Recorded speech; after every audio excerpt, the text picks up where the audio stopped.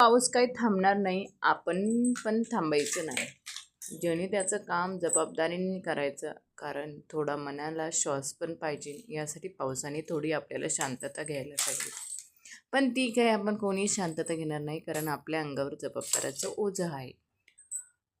असा पाऊस पडून गेला की भरपूर काही नुकसान झालं, काही लोकांचं तर घरं गेले, असं काही सगळं होत आहे. एवढं नुकसान नको रे बाबा, अशी देवाकडे प्रार्थना करत आहे.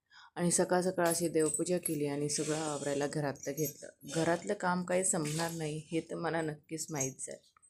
स्वयंपाक केला, स्वयंपाकानंतर भांडे, परत ही पावसाची चिडचिड, कपडे हे सगळे ओले ओले, सगळ्या गोष्टी नीटनेटके केल्या. थोडंसं पाऊस थोडा थांबला होता, मग थोडं एनर्जी पण आली होती काम करायला आणि काम पण माझं संपवते. चला भेटूया आपण नेक्स्ट व्लॉगमध्ये आणि पावसाला पण सांगूया आपण थांबत राहा. बा